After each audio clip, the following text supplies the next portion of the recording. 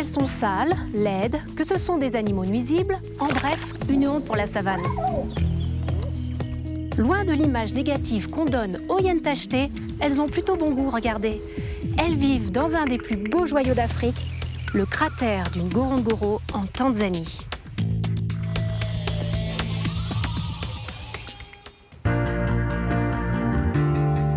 Je m'appelle Perrine Cross-Marie. Je suis archéozoologue et guide de safari. Plusieurs choses me fascinent dans la vie. Parmi elles, les carcasses, les crottes, magnifiques, non? Et les relations proie-prédateur. Ma spécialité? Traquer les animaux sauvages. Durant mes missions, j'ai pu approcher des lions, suivre des ours jusque dans leur tanière. J'ai même côtoyé des hyènes jusqu'à sentir leur souffle. Aujourd'hui, je vous emmène sur les traces des animaux sauvages, comme si vous y étiez.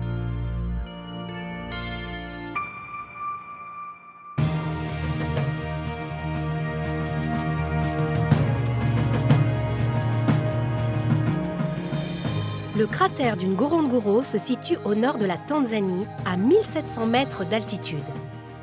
Ces imposants contreforts s'élèvent à plus de 600 mètres de haut et enferment une dépression circulaire de 300 km². C'est presque 3 fois la taille de Paris. Il y a 3 millions d'années, le volcan s'est effondré et a laissé place à cette dépression naturelle qui abrite aujourd'hui une faune incroyablement riche.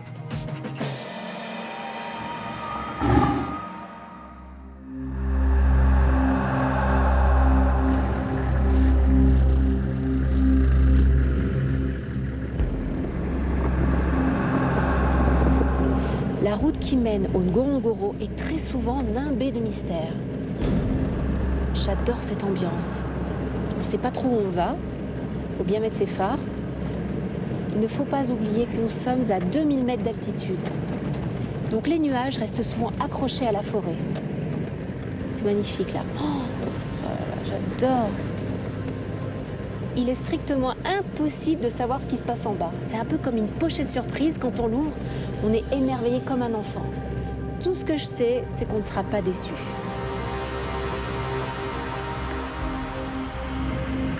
C'est très difficile d'exprimer ce qu'on ressent quand on arrive ici. Le cratère a comme un pouvoir hypnotique. Les campements et les lodges se situent sur les crêtes.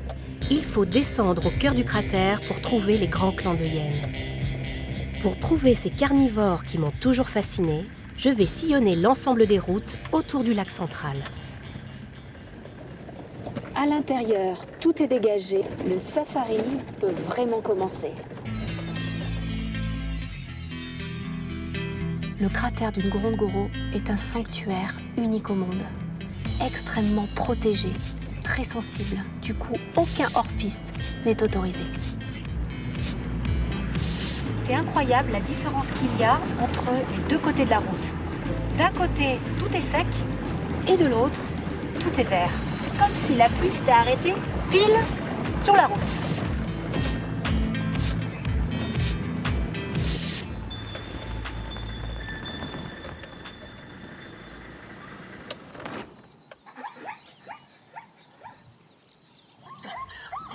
Les zèbres passent de la zone sèche à la zone verte pour aller pâturer.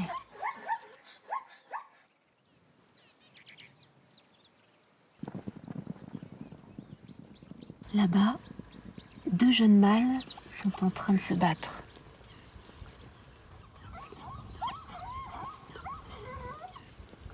Le cratère est une terre d'accueil pour des milliers de zèbres. Ils sont partout. Voilà le premier indice de la présence des hyènes. Cette femelle zèbre a une méchante blessure. Elle n'a pas été attaquée par un félin. Il y aurait des traces de griffes sur la croupe et sur le dos. On voit bien que ça a été arraché. Je ne suis pas inquiète. Cette femelle va s'en remettre. Continuons notre recherche des hyènes.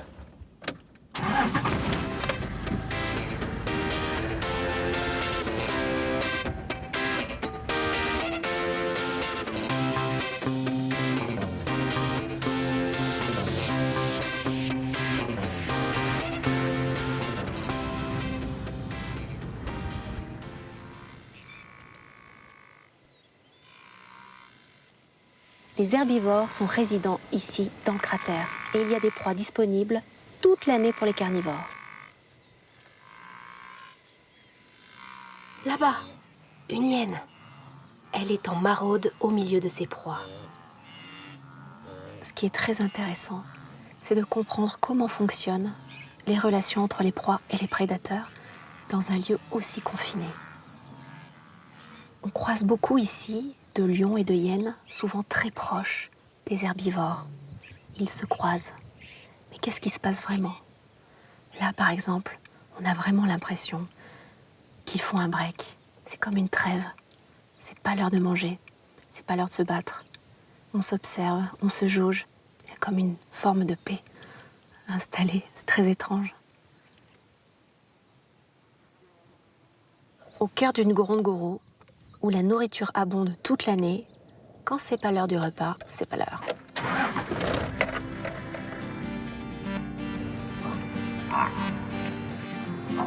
Trouver des hyènes par-ci par-là dans le cratère, c'est encore possible. Mais c'est trouver des clans de hyènes, des gros groupes. Ça, c'est plus compliqué. On peut rencontrer les hyènes en nombre dans 2 cas. Lorsqu'elles chassent ou qu'elles sont autour d'une carcasse, et lorsqu'elles sont au terrier. Environ 500 hyènes vivent dans le cratère, dans des clans composés de 40 à une centaine d'individus. Le cratère, c'est comme un gros clafoutis partagé en 8 clans de hyènes. La taille et la forme des territoires est assez inégale. Il y en a un ici, un ici, un autre qui est un peu plus grand juste là. Les territoires des clans se chevauchent les uns avec les autres, mais les frontières sont assez stables. Celui qui chevauche le plus de clans, c'est le Lemala. Il est tout au centre. Ce qu'il y a de très excitant avec les hyènes d'une Ngorongoro, c'est que chaque clan a un petit nom, car chaque clan a sa personnalité. Il y a les globetrotters, qui vivent pas très loin d'ici. Il y a les révolutionnaires, les nouveaux riches, les filous, les noctambules. Tous ces noms, ça donne vraiment envie de les rencontrer en personne. Ok, connaître le nom des clans, c'est une chose, mais trouver les hyènes, c'est une autre histoire. Bien que les hyènes du cratère soient suivies depuis plus de 20 ans par les scientifiques, rencontrer tous ces clans et les observer est un défi.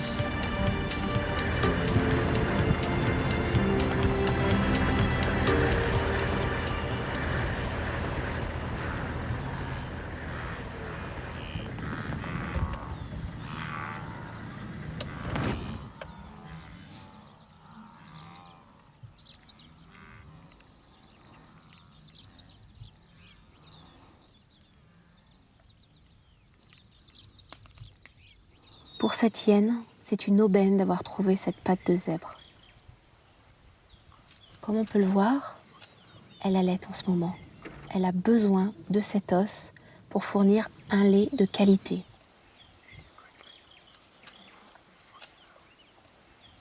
Lorsque des hyènes femelles allaitent, elles ont besoin de beaucoup d'os et de manger énormément de calcium pour avoir un lait extrêmement riche. Plus le lait est riche, plus les petits ont des chances de survie et d'accéder à un rang supérieur dans la hiérarchie. C'est une vieille hyène. On le voit très bien par rapport à ses dents. Elles sont très usées. Elle s'acharne sur cet os avec ses carnassières. Les hyènes ont d'extraordinaires capacités pour broyer les os et les digérer. Là, on voit très bien qu'elles s'acharnent sur un des os les plus solides, l'os canon de zèbre.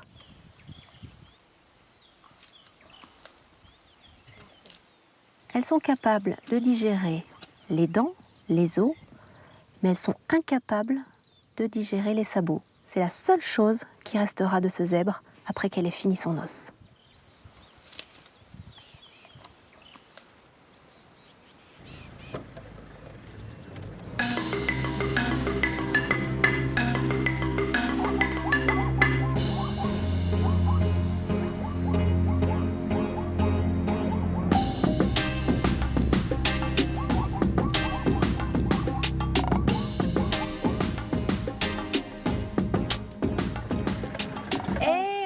Salut Oliver! Salut Perrine, comment vas-tu? I'm okay. Très bien. Tu sais, tu tombes à pic.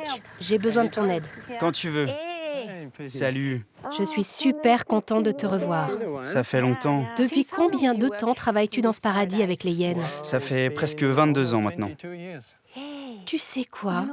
Je suis vraiment jalouse. Tu travailles ici, dans l'un des plus beaux endroits du monde, Oui, sur l'un des plus incroyables carnivores de la savane. je suis honoré de travailler sur cet animal fascinant. Regarde ce qu'on a créé. C'est une boîte avec les cartes d'identification de chaque individu.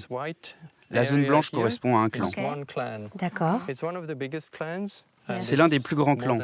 Il est composé de plus de 100 individus. Ces cartes nous donnent beaucoup d'informations. On note le numéro de suivi scientifique, mais aussi souvent le nom qu'on leur donne. Il y a aussi le nom de la mère et du père. On fait des analyses génétiques pour déterminer qui est le père d'un individu. Chaque individu est différent. Oui. Ce n'est pas évident de les observer, surtout près des terriers, car ils en changent régulièrement. Si tu veux, tu peux tenter ta chance avec le clan Shamba. Les membres de ce clan veulent montrer leur dominance sur les autres sans arrêt. Ils veulent montrer qui est le patron. Du coup, ils sont très actifs, même dans la journée. Ok, merci beaucoup.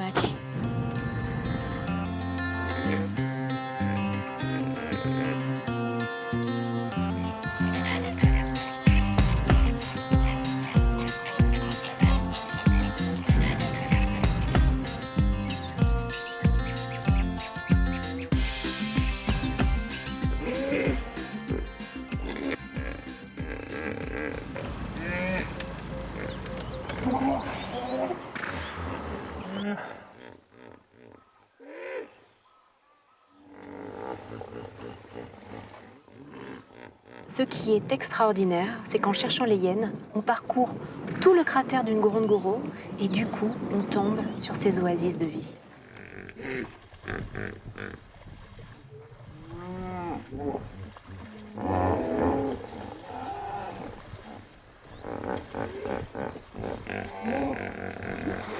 Allez, je repars sur les traces des hyènes.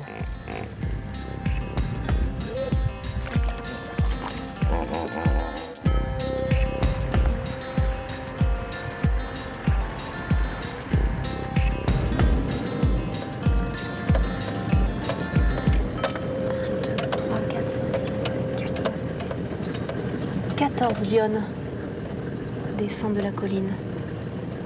Ah non, il y a des jeunes. 3 jeunes derrière. C'est un escadron. Il y a un gros mâle aussi là-bas dans la plaine.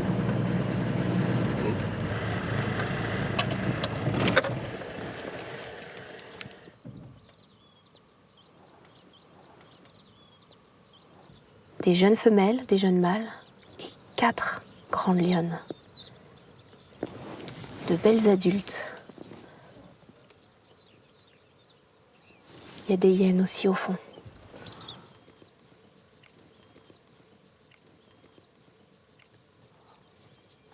C'est vraiment un cadeau.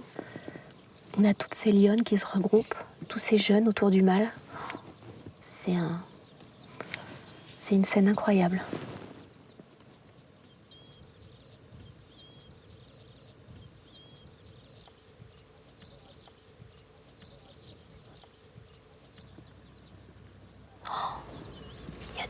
Là-bas qui regardent le groupe.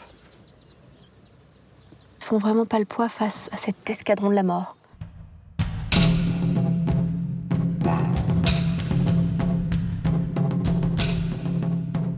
Les hyènes qu'on voit là-bas sont certainement des hyènes du clan Mungé, de la rivière qui est juste en contrebas.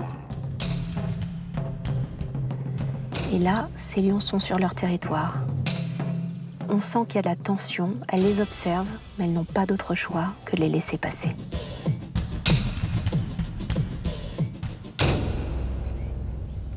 Les hyènes du clan Mungé, on les appelle aussi les révolutionnaires. Dans la société des hyènes tachetées, désolé messieurs, mais les femelles sont plus importantes, plus fortes. Elles ont un taux de testostérone très haut, bien plus haut que les mâles, et détiennent le pouvoir suprême. il est vraiment très difficile de distinguer la différence entre un mâle et une femelle, car les deux ont un pénis. Enfin, chez la femelle, c'est un pseudo-pénis qui remplit une fonction sociale et non pas reproductrice. Mâle ou femelle, c'est difficile de savoir. Ce sont surtout les mamelles, lorsque les femelles sont en train d'allaiter, qui nous permettent de savoir si c'est un mâle ou une femelle. Chez les hyènes tachetées, ce sont les femelles qui sont à la tête du clan et il y a une femelle alpha. Par filiation, les filles de la femelle alpha sont les dignes héritières du trône.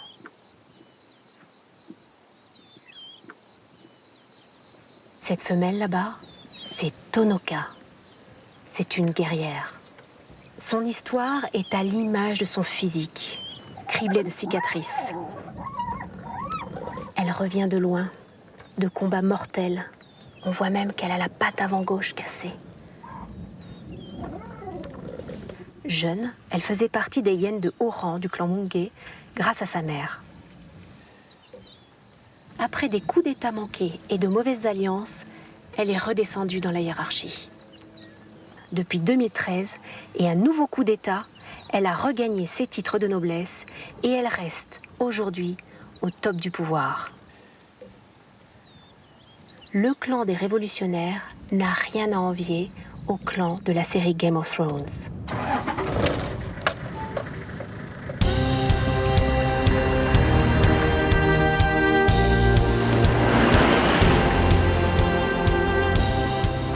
Il est interdit de dormir dans le cratère. Tous les lodges et les campements se situent à l'extérieur sur la crête. Il faut sortir à 18h et rejoindre au plus vite son campement. Direction le camp mobile Pakulala. Quel contraste! À peine on sort du cratère et sur quoi on tombe? Allez-y mesdames. Des vaches! Il y a de plus en plus de vaches, de chèvres, de moutons qui empiètent sur le territoire protégé de la zone de conservation du Ngorongoro. Les Maasai font pression pour descendre faire paître leurs animaux jusqu'au cœur du cratère.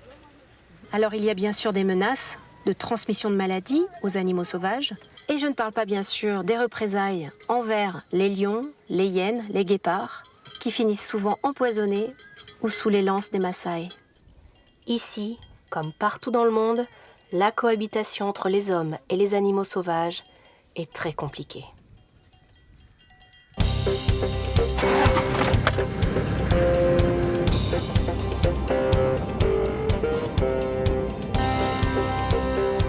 Le petit chemin pour aller au Pakulala, j'adore.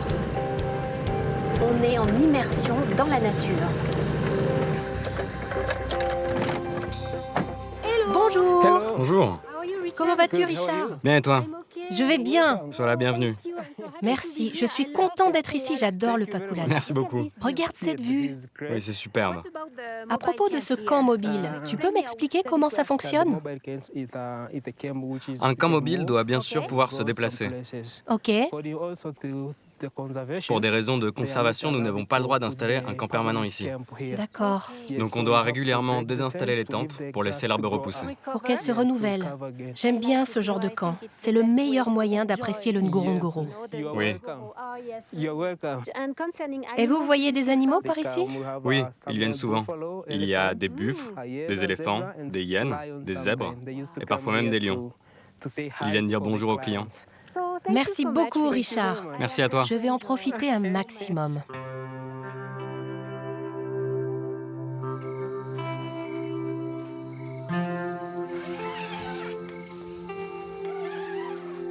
Pour moi, une des vraies expériences de safari, c'est d'être dans un camp sous tente. C'est là où on peut avoir une meilleure proximité avec la nature et les animaux sauvages. Les soirées dans les hauteurs du Ngorongoro sont très fraîches, on est en altitude, faut pas l'oublier. Alors un feu, ça fait trop du bien.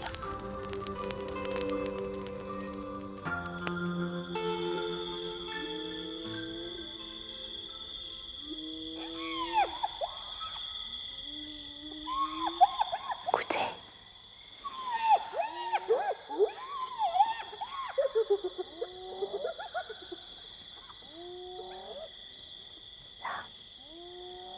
est juste derrière. Ils sont très proches. Il y a peut-être une carcasse qui les a attirés. Elle doit venir du cratère. C'est génial.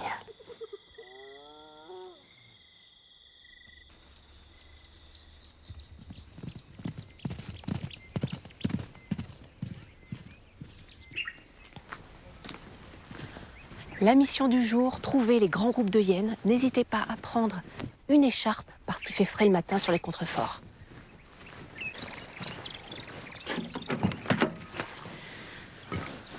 Très important, ne pas oublier un petit thermos de thé ou de café pour la journée et de la nourriture à volonté. On est parti pour 12 heures de safari.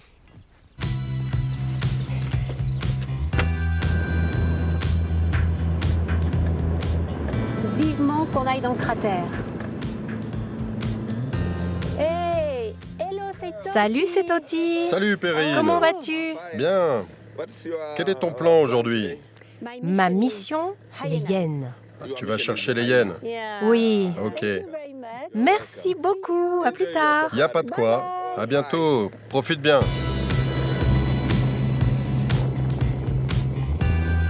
Cette forêt est magnifique.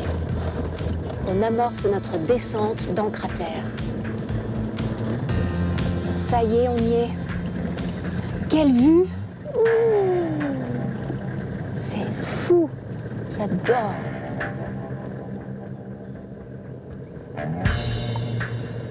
Nous sommes au cœur du cratère et c'est ici même que l'on peut rencontrer le clan de Lemala, qu'on appelle aussi les filous. Alors ouvrons l'œil.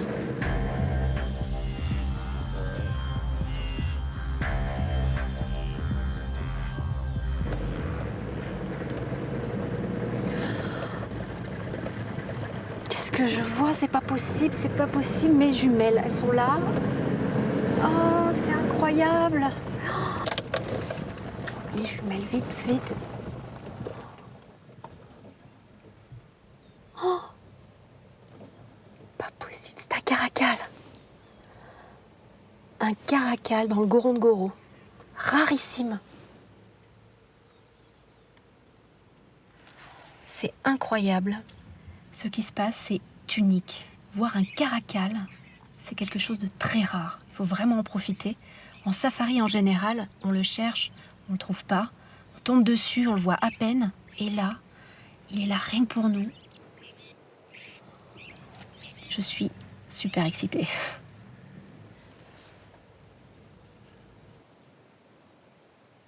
Le caracal est la version africaine du lynx européen. Il est plus petit en taille, mais c'est un extraordinaire prédateur, très agile.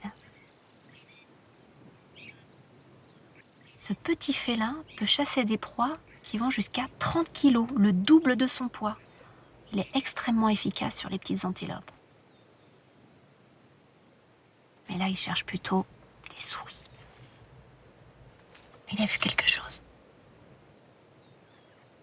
Ah, c'est manqué.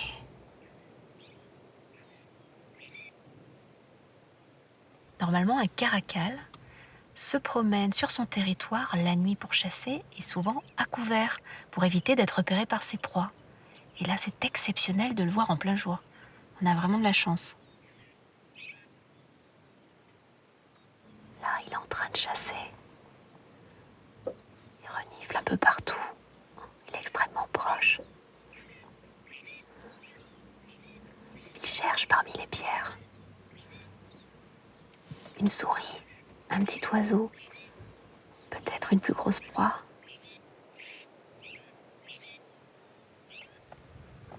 Je le vois plus, il est où? Alors? T'es où? T'es passé où?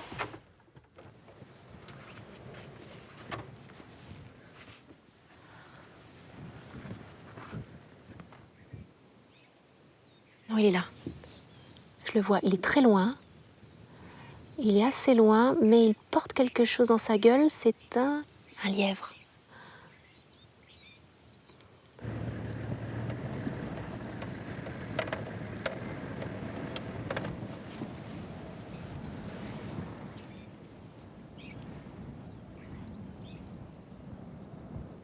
Après avoir étouffé sa proie, le caracal commence par peler le ventre de sa victime pour atteindre les organes.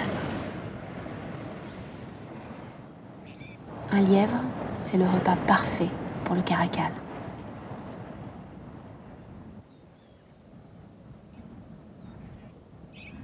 Il va essayer de trouver une cachette. Il y a énormément de prédateurs aux alentours, des chacals, mais aussi des aigles. C'est pas évident pour lui, il n'y a pas de buisson.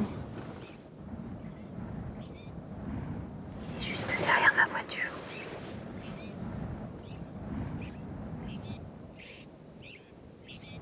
Il a caché sa proie juste derrière le buisson. Maintenant, il s'en va, on va le laisser tranquille.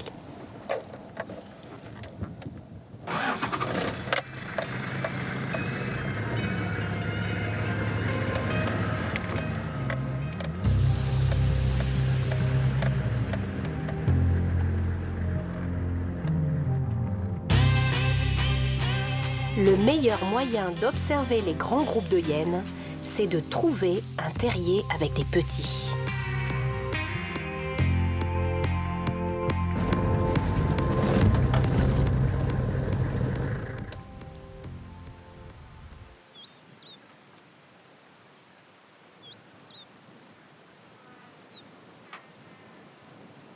En ce moment, l'amour est dans le pré pour les animaux qui vivent dans le cratère du Ngorongoro.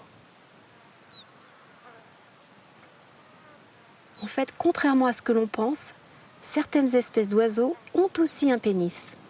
C'est le cas de l'autruche mâle qui arbore un phallus de 20 à 40 cm et c'est vraiment assez voyant. On dirait qu'elle danse comme une fleur dans le vent. C'est un vrai spectacle de plumes.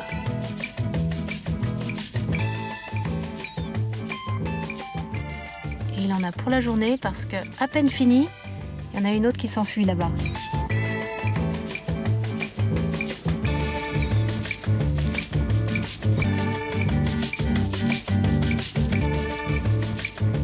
Et ce spectacle va durer 2 mois.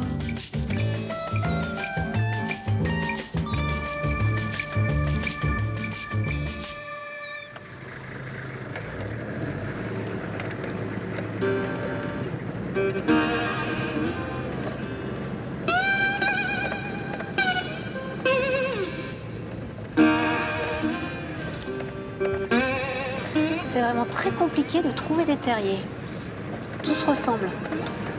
Dès qu'il y a une petite butte comme ça, on y croit. Et non. C'est pas évident.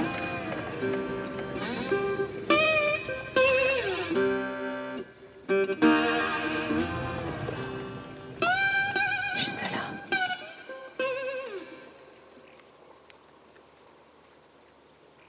Ces hyènes font partie du clan des filous. Ce nom leur a été donné car ce clan en particulier a tendance à s'inviter quand il n'y a plus de proie disponible sur le territoire des autres hyènes. Cet endroit, c'est une zone de repos qui est idéale lorsqu'il fait très chaud, comme c'est le cas maintenant. Elles sont en train de se rafraîchir un peu.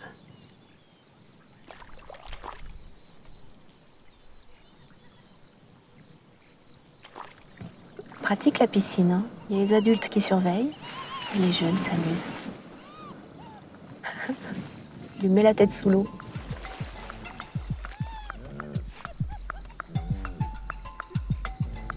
Les jeunes hyènes adorent jouer au loup, se poursuivre, sauter et s'éclabousser dans l'eau.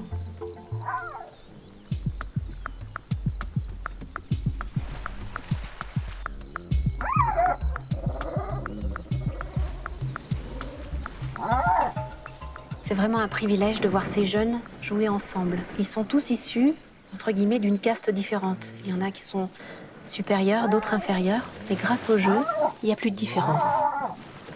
Ce sont vraiment des instants précieux parmi les hyènes. On rentre dans leur intimité. On les connaît plus pour leur côté féroce, mais regardez, les voir comme ça jouer ensemble, ça n'a pas de prix.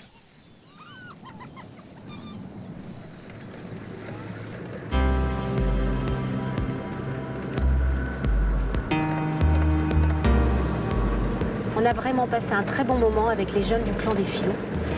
Mais là, j'ai très envie de trouver des terriers.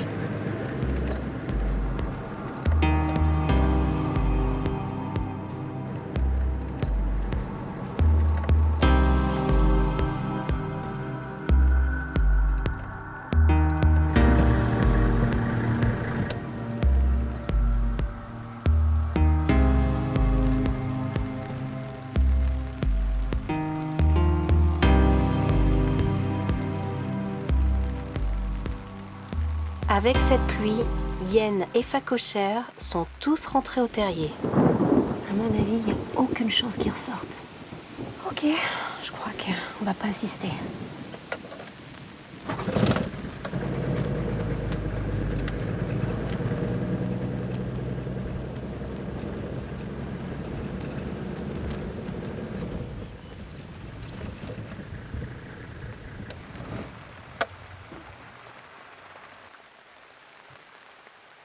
Ce mâle est vraiment vieux. Il est plein de cicatrices. Il a même une vilaine blessure sur le dos. Et elle est jeune, belle. Avec ou sans pluie, rien ne les arrête.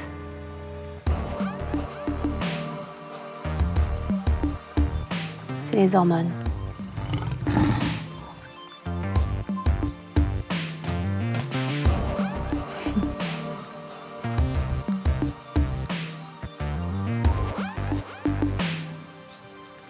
On va les laisser dans leur intimité.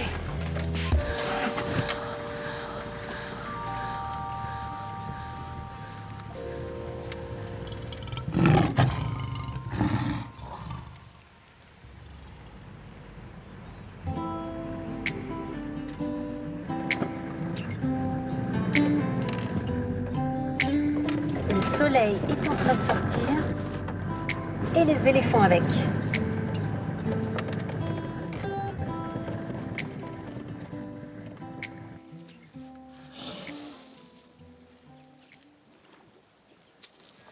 Il y en a aussi de l'autre côté.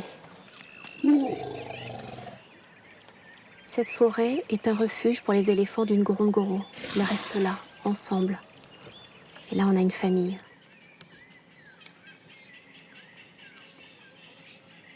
Ils ont de l'eau, de la nourriture, et ils en sortent rarement.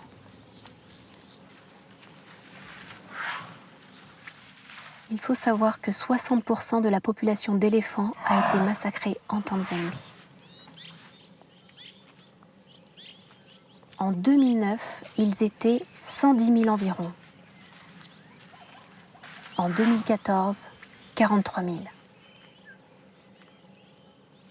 Dans le cratère, ils sont très rares et ce genre de spectacle avec tous ces jeunes est exceptionnel.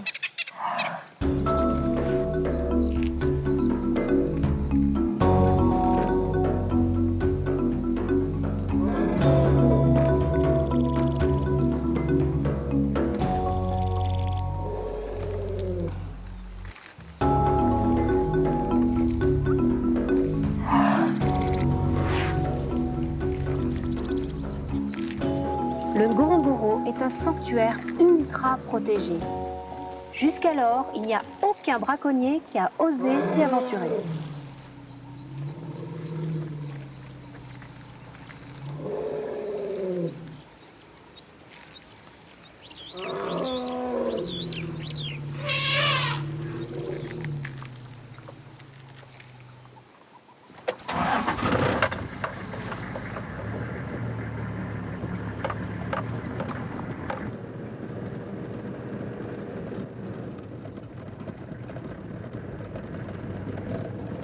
Les arbres sont vraiment tortueux ici.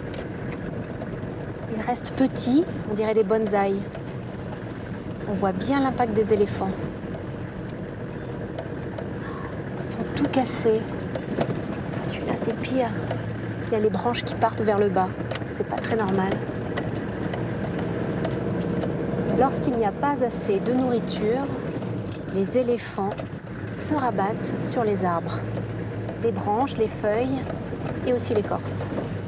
Ces élagueurs naturels ne sont pas très délicats. C'est un champ de bataille.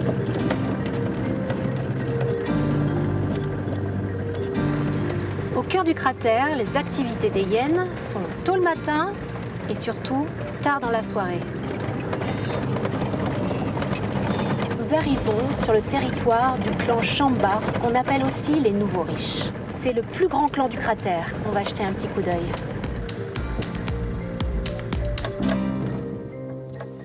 Cette butte là-bas, ça ressemble bien à un terrier. Il y a bien une hyène au fond, mais elle est très loin. Il y a 100 hyènes dans ce clan. Il y en a juste une toute petite au fond. Où sont-ils tous passés? Des hyènes. Et c'est un terrier. Il y a 4 jeunes hyènes et une femelle. Nous sommes sur le territoire d'un clan extrêmement puissant. Mais il n'en a pas toujours été ainsi. En 1998, ce clan n'était composé que de 5 individus. Leur nombre a été multiplié par 5 en 8 ans et aujourd'hui, ces hyènes sont les plus nombreuses du cratère. Voilà pourquoi ils ont été nommés les Nouveaux Riches, parce qu'ils reviennent vraiment de loin.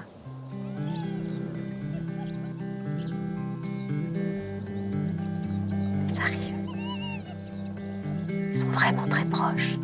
Elles me regardent. Mais eux, ils n'ont pas peur du tout.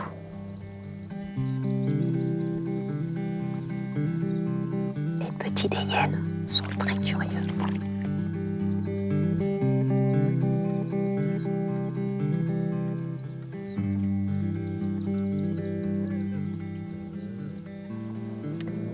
Là-bas, le temps se couvre. C'est la tempête. C'est droit sur nous. C'est l'enfer d'être obligé de partir. J'ai 3 quarts d'heure pour rejoindre le lodge. Et là, il y a tous les bébés, il va se passer plein de choses. Oh, c'est trop dur!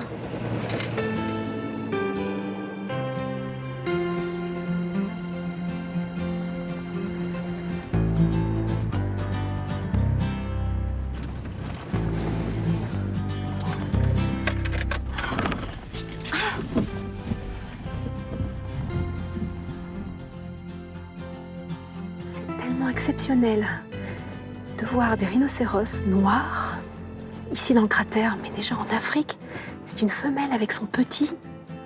C'est unique. Je n'ai plus que 5 minutes pour en profiter.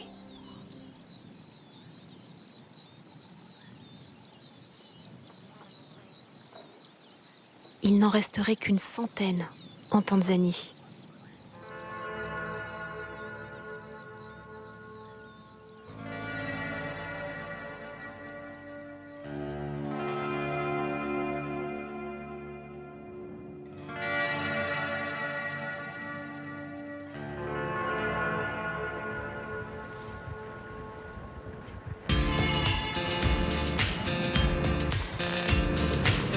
Ce soir, on fait escale au Serena Lodge pour nous rapprocher des clans de hyènes de l'Ouest.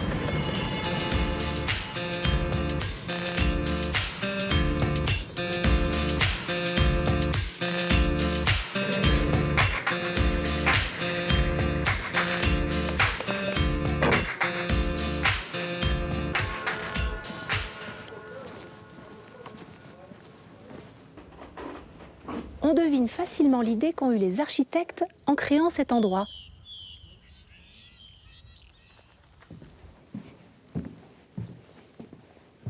Ils ont cherché à intégrer au maximum ce lodge dans l'environnement naturel du cratère.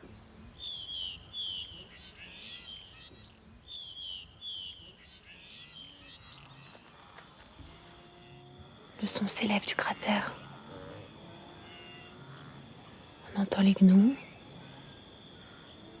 une hyène, mais très loin. Les oiseaux et le calme absolu.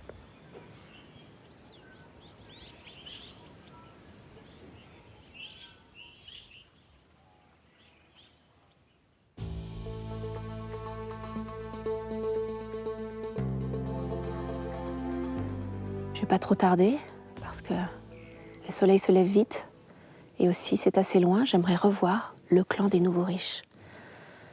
Allez, On y va.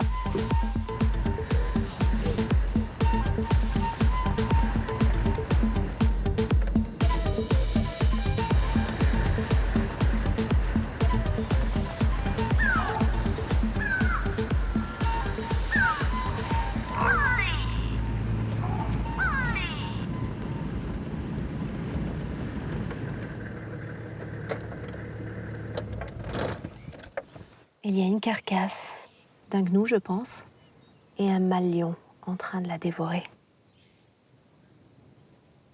Et un nombre incalculable de hyènes.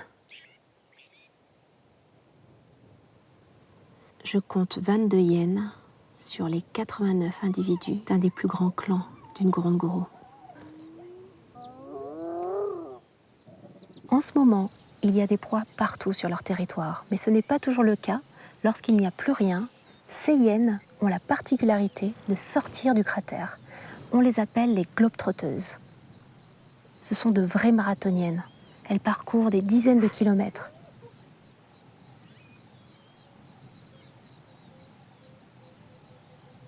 La chasse a dû avoir lieu cette nuit. Et face à ce lion, elles ne vont rien tenter.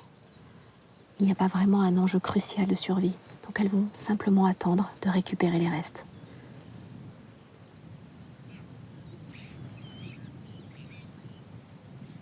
Certains membres du clan peuvent être blessés. C'est pour ça qu'elles attendent patiemment.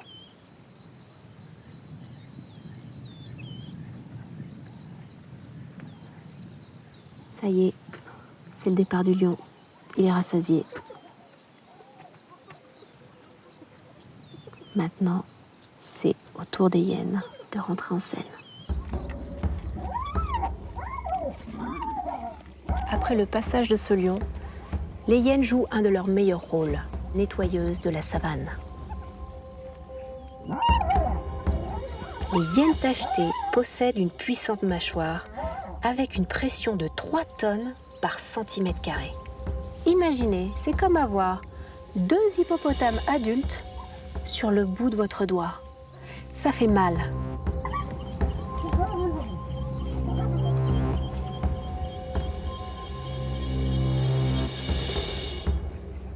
Normalement, il y a une hiérarchie chez les hyènes tachetées de qui va manger en premier. La femelle alpha et ses filles aussi, les plus hauts dans la hiérarchie. Et là, c'est un peu le bazar. On n'arrive pas vraiment à savoir comment ça se passe. Il y en a une qui part avec une patte.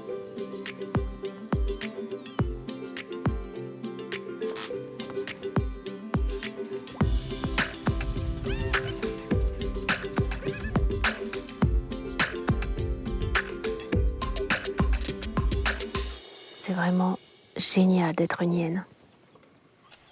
Il n'y a aucune retenue, aucune contrainte, pas de limite. Là, celle-ci, elle mange dans la boue.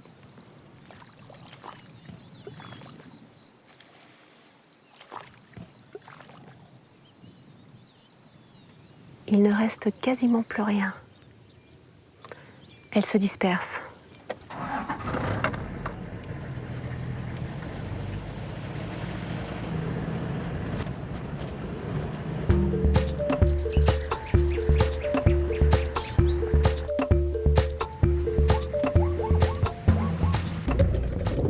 C'est précisément ici qu'hier, j'ai quitté les hyènes. Là-bas, il n'y a plus rien au terrier. Il y a des hyènes, mais elles sont vraiment très loin. Ça a l'air actif.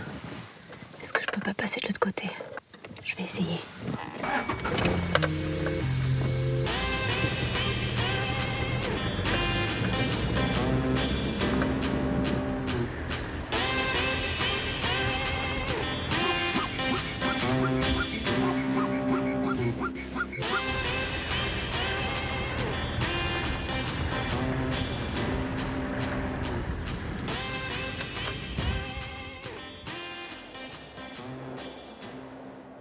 Phacochères et des hyènes. Et c'est un terrier très intéressant. On a une belle famille de phacochères, un mâle, une femelle et 3 jeunes.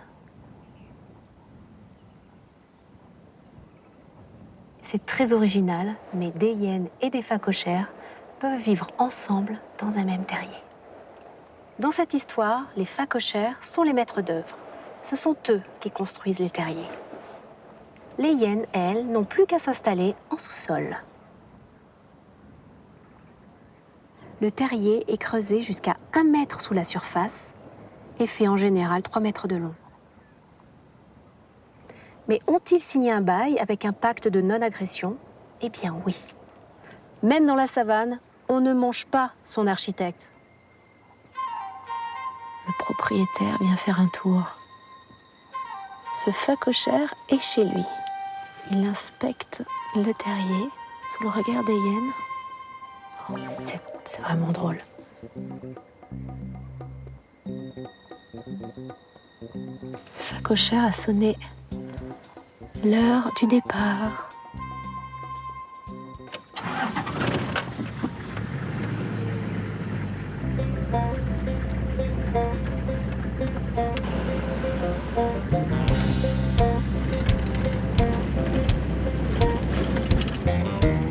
J'ai très envie d'aller retrouver les 4 petits que j'ai vus hier du clan des nouveaux riches.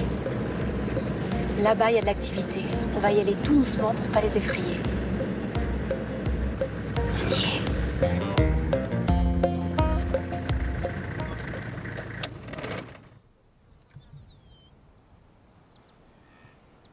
Je crois que je suis arrivée au terrier. C'est le centre névralgique de la vie des hyènes.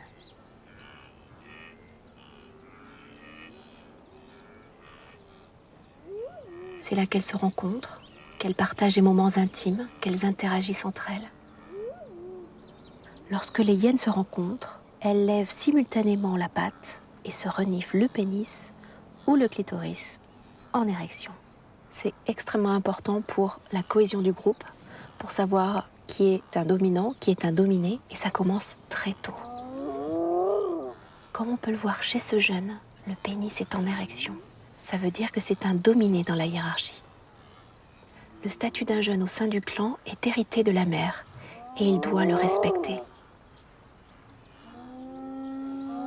Qu'il soit en bas de l'échelle ou en haut.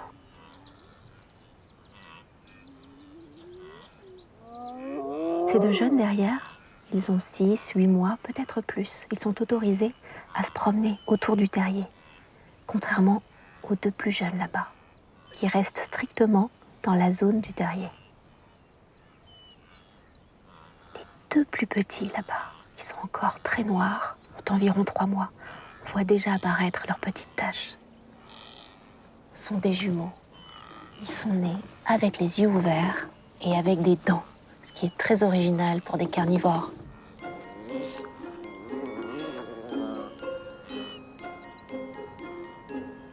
Cette femelle là-bas, c'est la mère des jumeaux. Si elle n'était pas présente, on n'aurait pas la chance de voir ces 2 petits.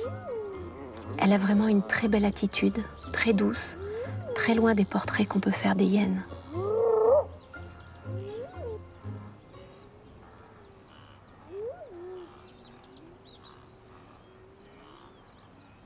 Le terrier est utilisé par différentes femelles. Il peut y avoir jusqu'à 20 petits dans un même terrier. Dès la naissance, les nouveau-nés engagent une compétition très intense pour avoir un accès privilégié au lait maternel. La hiérarchie entre les jumeaux est établie quelques heures après la naissance. Contrairement au Serengeti, par exemple, où les herbivores migrent et où les hyènes doivent se battre pour accéder à la nourriture, ici, dans le cratère, les proies sont nombreuses et accessibles. Ça enlève un sacré stress. Bien que les petits goûtent à la viande autour de 2 mois et demi, le lait reste la base de leur alimentation. Ils seront sevrés entre 16 et 18 mois.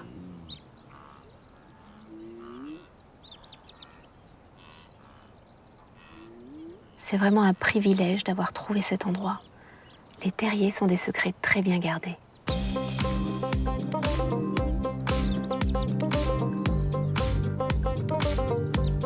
On pourrait passer des heures au terrier, il se passerait toujours quelque chose.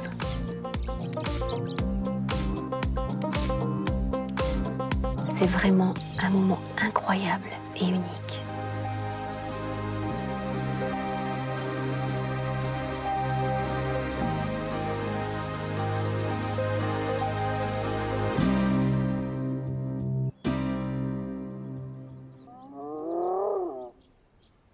Les hyènes tachetées n'ont malheureusement pas la même aura que les autres grands carnivores, et pourtant elles partagent la même menace de disparaître. Pour l'heure, le cratère du Ngorongoro protège l'avenir de ces jeunes, et c'est certainement un des endroits les plus sûrs pour élever sa progéniture et permettre à ce clan, par exemple, de prospérer.